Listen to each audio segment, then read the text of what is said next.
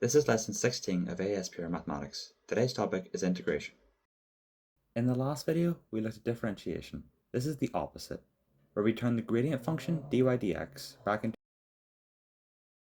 The general way for any integration is that we divide by the power plus 1 and add 1 to the power of x and plus c.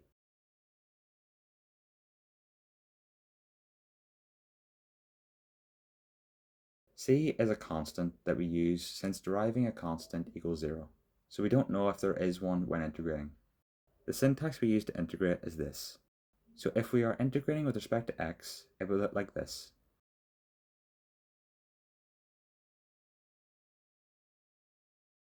If dealing with more difficult problems, we can also split up the terms to make them easier.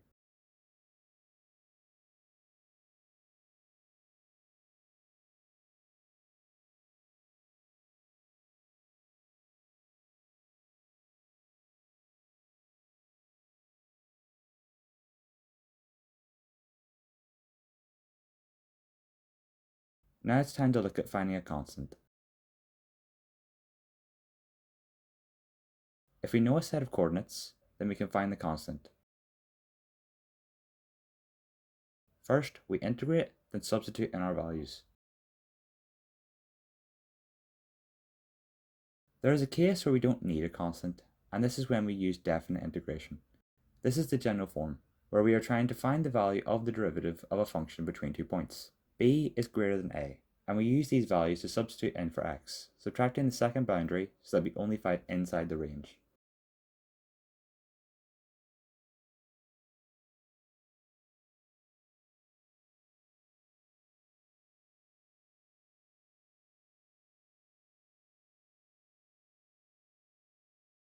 A key point is that this finds the area between the x-axis and the curve of the derived function, like this graph shows.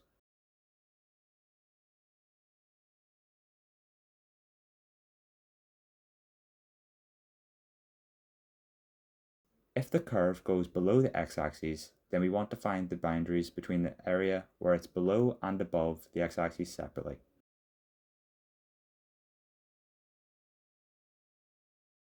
The area under the curve will be negative, so we flip the value since the area cannot be negative.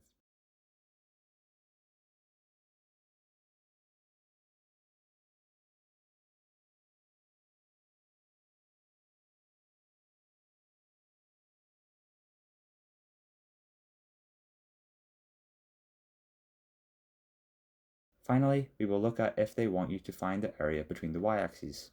Well, just like the x-axis, we can integrate the equation, but just with respect to y. So we find x in terms of y, then integrate.